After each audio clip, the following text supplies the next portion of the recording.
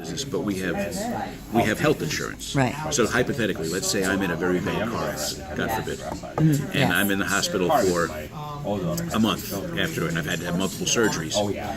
If I have a basic economic loss or PIP coverage of $50,000 on my car, that will be used up within a short amount of time if I'm really, really badly hurt. And Right. that $50,000 pays both medical expenses and lost earnings up to a certain limitations. Okay. If I've gone through that, my circumstances are that I have health insurance through my job. That would be the second place that should pay my bills. If I go through that or I lose my health insurance, the final resort would be Medicaid or Medicare. But Medicare or Medicaid are never primary in a car accident. They're always secondary. So if they end up paying, they have a legal right, by operation of federal law, to get their money back from you, from your settlement. Okay, so now, So okay, we're bill collectors for the federal government, among other things. okay, so the no-fault carrier.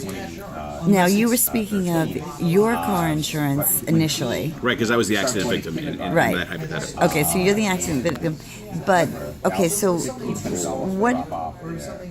what is the insurance called of the person that hit you? Liability insurance. Liability insurance. Okay, so where does that play into the? So, to get money for non-economic damages in New York State, non-economic damages are still money, but it's compensation for pain and suffering. Okay. Economic damages are medical bills, lost earnings. Generally, those are the two economic damages. And Okay. you've had to pay out money or you've actually lost income, so that's why that's called economic damages. Okay. That's covered by no fault. You don't have to prove anything other than you were hurt. Which means it's your insurance. Right, it comes from the car you're in. Okay. Or if you're a pedestrian, the car that hit you. Okay? Okay. So even if you're in a 2-car accident, a 3-car accident, it's the car you're in. Your friend's driving, it's the car you're in. Okay. It's no fault. It doesn't matter whose fault it is. And whose insurance it? I got It's it. the car Okay. you're in. So Okay. you're in a 1-car accident, the car gets driven into a tree. You're the driver. You drive your car into a tree by accident. You break your leg, no fault pays, even though you caused it yourself. Okay. Pays your medical bills. Right. So the other part of the insurance is liability insurance, and that's for pain and suffering, loss of enjoyment of life.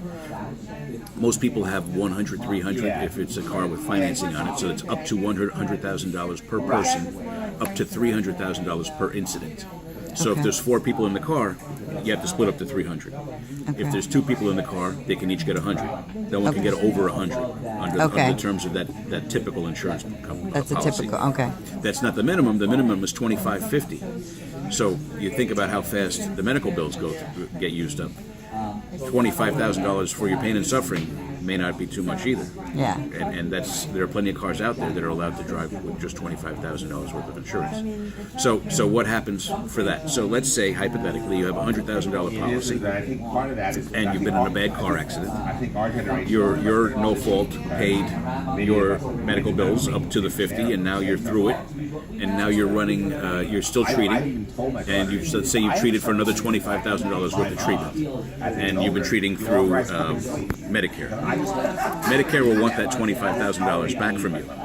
So in this very, very bad car accident that you were in, the liability policy is $100,000.